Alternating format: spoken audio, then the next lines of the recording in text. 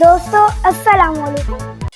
हम सब कंपोस्ट यानी खाद के डब्बे में उगे हुए आम के छोटे छोटे पौधे हैं। हमें किसी प्लानिंग के तहत नहीं लगाया गया, बल्कि हादसाती तौर पर हम ऐसे ही पैदा हुए हैं। हमारी गुठलियों को हमेशा कचरे में फेंक दिया जाता था और हम इधर उधर के टुकड़े खा कर मर खप जाया करते थे। लेकिन इस मर्तबा किचन में हमारे साथ एक हसीन इत्तेफाक हो गया।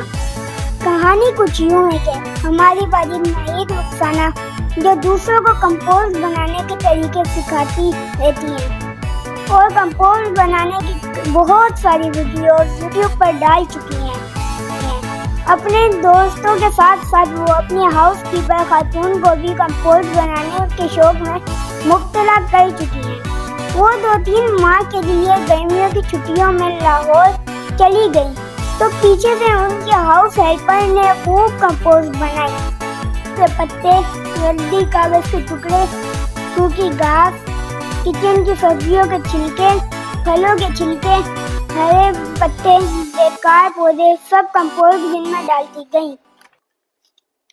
अब ये तो बाजी का कसूर था कि इन्होंने ये तो बताया ही नहीं कि कंपोस्ट के डब्बे में क्या क्या कुछ नहीं डालना।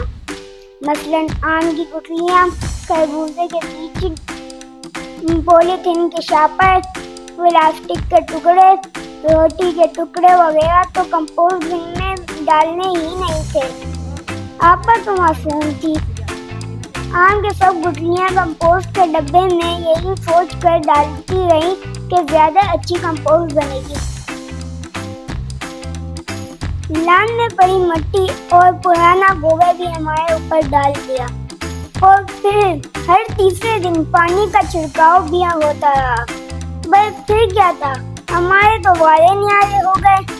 हालात साजगार थे, कुदरत मेहरबान थी। हमने हिम्मत पकड़ी और गुठलियों से बाहर निकले और जर्मिनेट करना शुरू कर दिया। शुरू में तो हम 2-3 ही थे, लेकिन फिर देखते ही देखते पूरा एक बाग बन गया आमों का। मैं अकेला ही चला था जानिबे मंजिल, लोग आते गए और कारवां बनता गया। वाजी जान जब लाहौर से वापस आई और कंपोस्ट बिन में झांकी मारी तो गोया चीख ही पड़ी। फिर हमारी तरफ देखा कि ये क्या, कुछ सोचा और मुस्कुराई। यही सोचा होगा कि आम के आम, गुठलियों के दाम।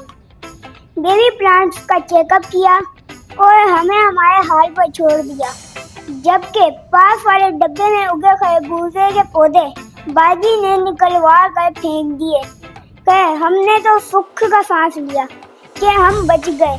खाने पीने की वाफिर मिकदार थी। Nitrogen, carbon, phosphorus, calcium, sulphur, किसी चीज की कमी न थी। खूब नशोनुमा पाई और हम बढ़ते रहे। हम नर्सरी का इम्तिहान अच्छे नंबरों से पास कर चुके हैं। अब हमें गमलों में मुंतकिल किया जा रहा है ताकि हम कुछ और बड़े हो सकें, हमारी जड़ें मजबूत हो सकें। साथियों से बिछड़ने का दुख तो है, लेकिन नई जगह जाने का तजस्सुस भी, क्योंकि हमने आगे बढ़ना है, पेड़ बनना है, छांव देनी है, कोयल के गीत सुनने हैं, उसे अपने घोंसले बनाने के लिए शाखें देनी है और ढेरों आम पैदा करने हैं ताकि लोग कह सकें कि आम के आम, गुठलियों के दाम।